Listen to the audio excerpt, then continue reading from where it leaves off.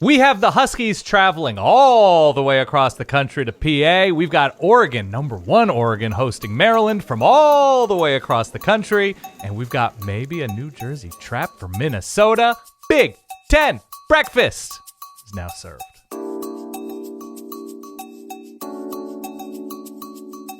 Welcome back to Big Ten Breakfast, the Big Ten preview show that's only partially Big Ten preview.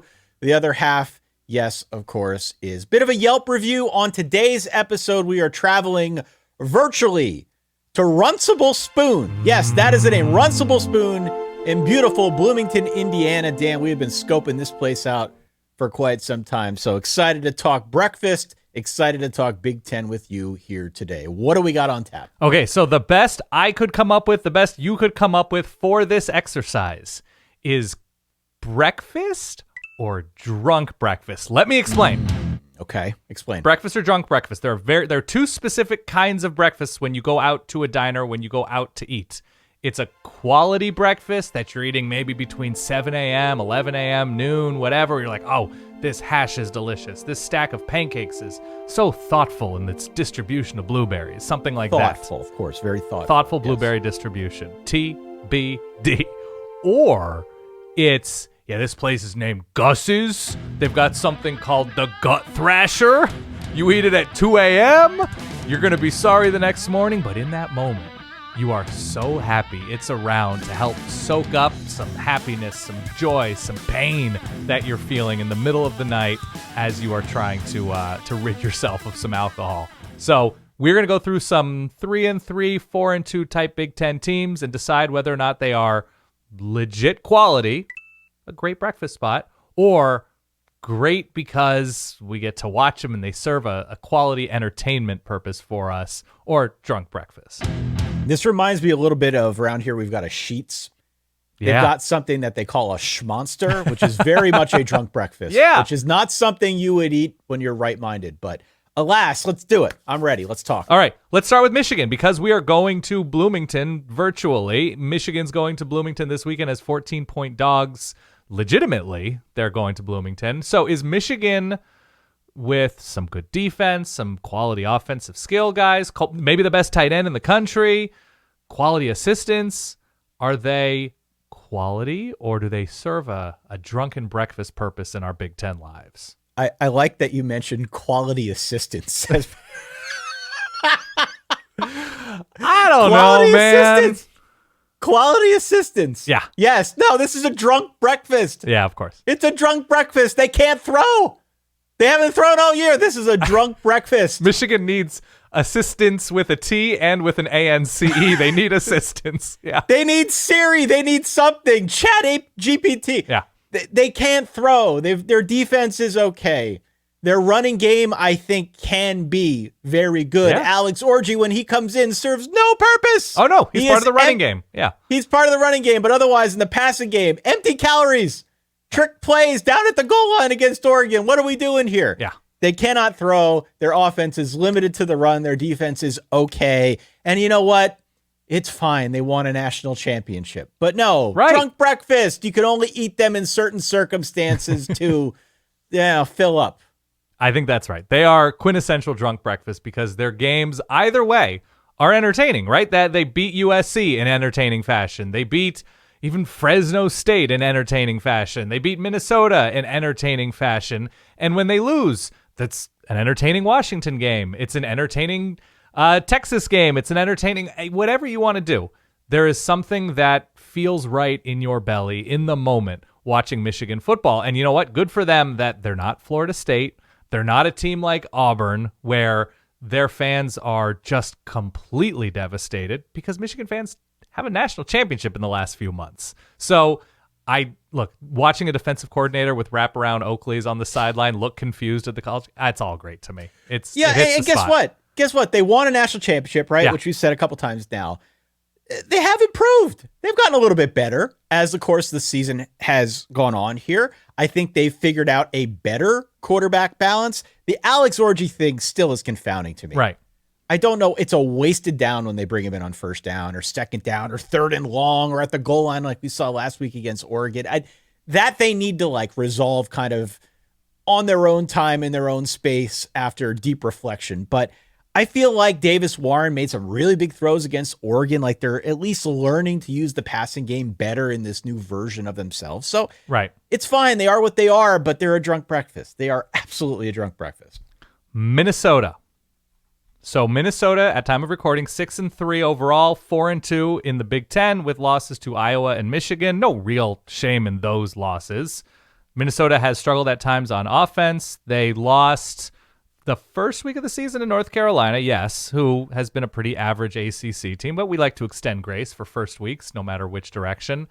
I ask you this, is Minnesota actual quality, or are they just great to have around because of entertainment purposes and whatever you want to soak up with some Minnesota? You know what Minnesota is? Yeah.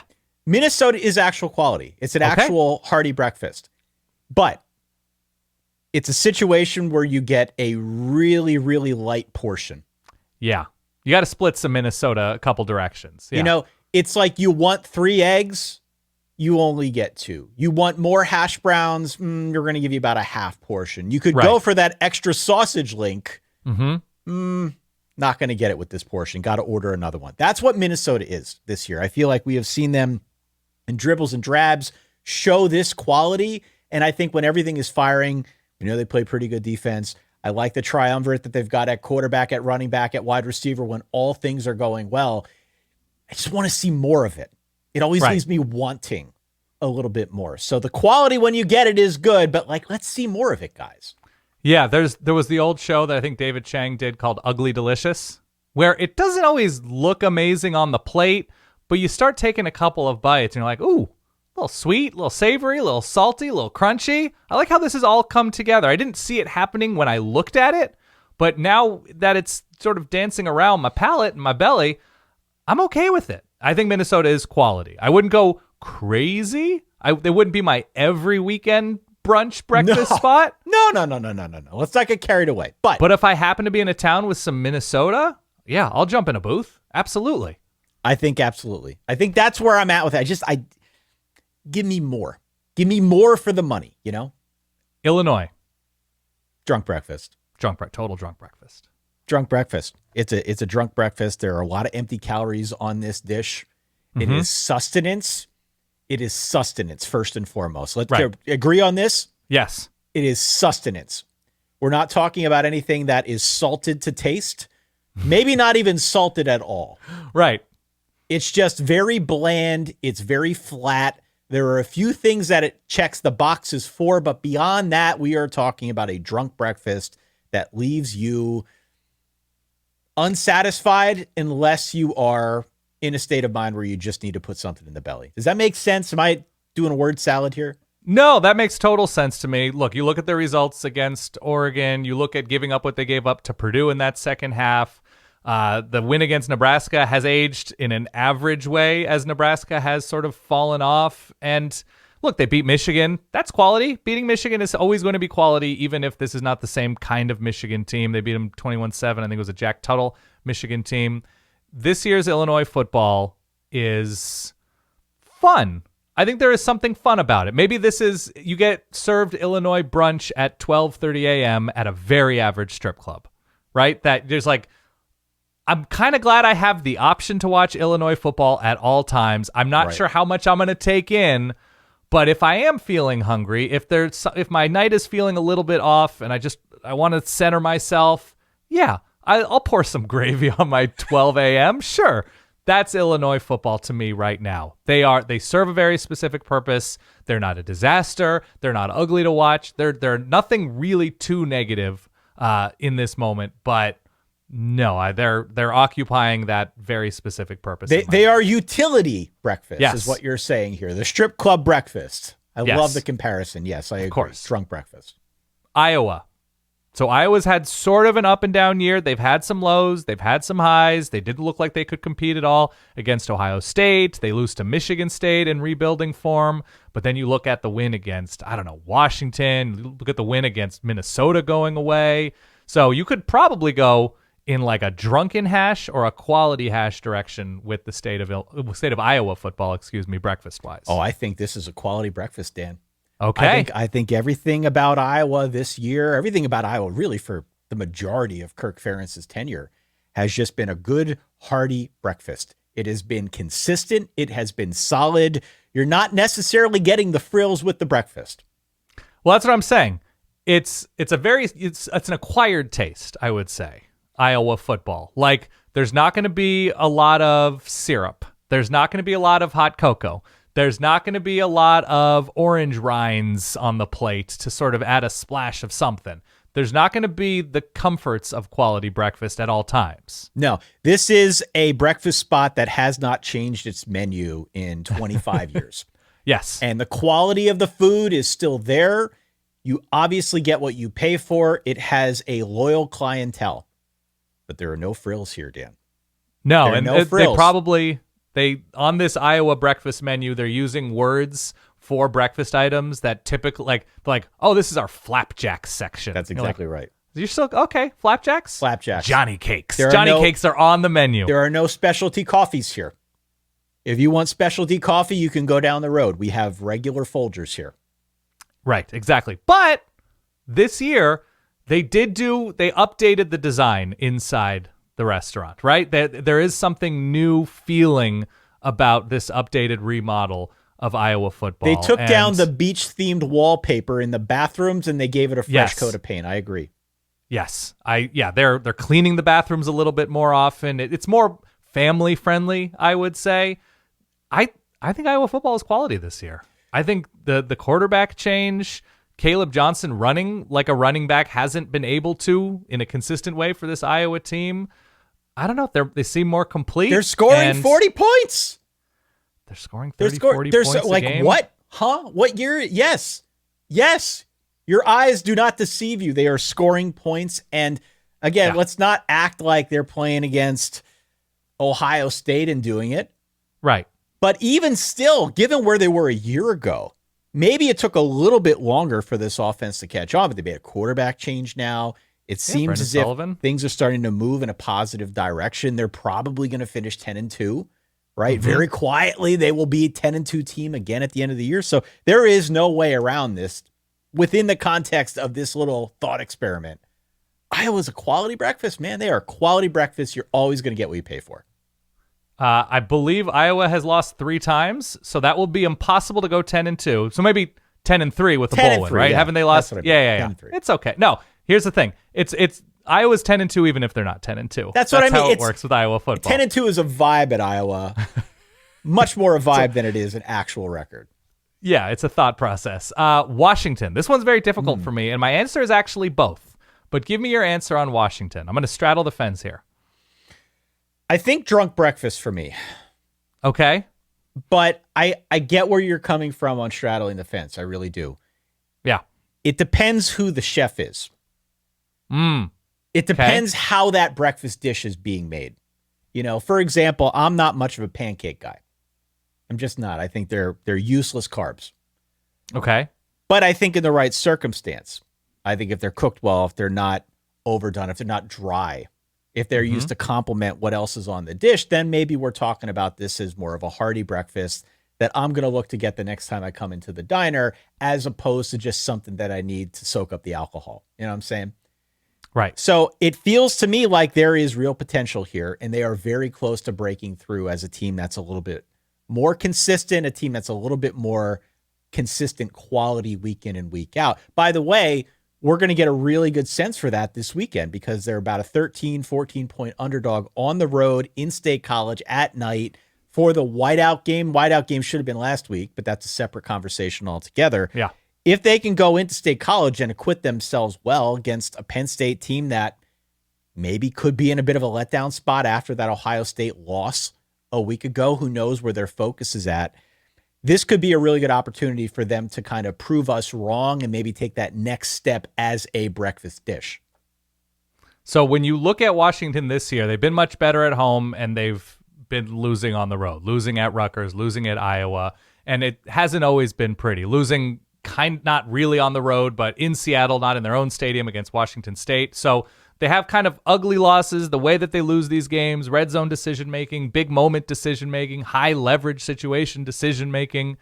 to me, Washington, I'm going to straddle the fence and say they're a 24-hour diner. And at around 6 a.m., you get a little bit of both, right? You get the people coming in that have just woken up and they're just early risers, and they're the regulars who want their eggs and bacon and hash browns. And then you get the people that are just coming out of the late night bars and house parties and stuff who need something to soak everything up before they pass out until kickoff at noon. Yeah. And so there's that overlap with Washington football. I think they're improving. That overlap is weird offensive decision making, a good amount of quality on this defense, all things considered, with how much they had to overhaul the starters. And so Washington is quality drunk food. If I can straddle the fence with that, they're a quality drunk breakfast. It's better than it should be for being open at 2:47 a.m. Yeah, it's a situation, Dan. Yeah. Truly. I mean this figuratively and literally, new management. Yeah. New management came in, bought the place, trying to retool it. Fired the old staff. Shakshuka. Got new people in there trying to rebuild things, but yet don't want to diverge too much from their old menu. Yes. Because that'll confuse the regulars, and they need that clientele to stay afloat. So I'm with you. Okay, fair enough. And I guess at this point we go to another weird Washington loss where they lost by 2 touchdowns to Indiana's backup quarterback, Taven Jackson. And we go to the Runcible Spoon, name derived from a line from The Owl and the Pussycat children's story. This is Bloomington, the center of the college football universe. So you sit down at the Runcible Spoon. It looks homey, cozy. There are books. There are figurines. I don't know. I love the idea of the Runcible Spoon in my life. What's your order? What are your thoughts? We're told, by the way, from Bradley, who is a team member here at Solid Verbal Universe, that this is a wooden split-level building, a blend between a diner and a brunch nook, and kind of a hangover cure or a date spot for a college kid trying to convince someone that they have taste. There you go. Which is sort of the whole thing we are going for here, is it not? Yes. The whole thing. Absolutely it is. I'm on the Weekender. I'm on me. the Weekender. It is very basic, but it is super effective. What a shocker. Shocker. I'm a man of the people. I know. Salt of the earth over here. Yeah, of course. 2 eggs, fried or scrambled. I probably go fried over medium. Then 2 of the following sides. You get bacon, sausage, or home fries. I go bacon extra crispy, and then I go home fries. And then it says, or you can substitute one of your sides with either French toast or pancake. You know I'm anti-pancake. I know. Yep. So I'm going with that, and then either cup of black tea. I don't know what their tea situation is here. I have not fully scoped out the menu. Or I could go coffee with something like this. Okay. I'm going, and I don't know, it's very Big Ten of me. I'm going ham, steak, and home fries. Whoa. Sounds like the name of an emo album. On the menu, they mention the fact that it's gluten-free, obviously tongue-in-cheek, but I do love the idea of somebody handing back the menu to the server and be like, oh, one more thing. Is there gluten in the ham, steak, and home fries? Like, no, you're good. You're good. There's no combining of flour, proteins, and water in that dish. I'd get a couple eggs over easy on the side, and I don't know, there's something about ham and eggs to me just works out well, and especially because you have the children's book element of The Owl and the Pussycat, green eggs and ham. I don't know, it feels like the right move at a place like this. The home fries look great, by the way. Meaty home fries, well seasoned, get them well done always. Get some coffee here. It's about a 5-minute drive from Memorial Stadium. It's checking every box for me, Ty. I gotta say, I'm looking at a place like this, and I'm thinking about some of the places that we have been to in the past. Yeah. I'm ready to posit a theory here on Big Ten Breakfast. I'm ready. My theory is this. It's very personal to me. But if I order bacon extra crispy, what extra crispy bacon means to you and your kitchen is a real tell for how good of a place you are or aren't. So describe in detail what extra crispy bacon means to you. Well, first off, it needs to be crispy to the touch, but it can't be burnt. I don't want it burnt. On the verge of burnt. On the verge of burnt, yes. You want a deep reddish brown hue. I do. I want a good snap when I try to break it in half. I'd prefer not to have it be super greasy. I don't know if there's a paper towel situation in the back that kind of cures that before the plate comes out. But this, to me, is very quick. As we're looking at all these places, this is a tell as for whether or not this is a real breakfast or a drunk breakfast. True. Okay? Back to where we started with this whole conversation. The quality of your extra crispy bacon. That's where it's at for this guy right here. What is your favorite bite of bacon? Do you like the meaty bite? Do you like the bite that's crispy and crumbles?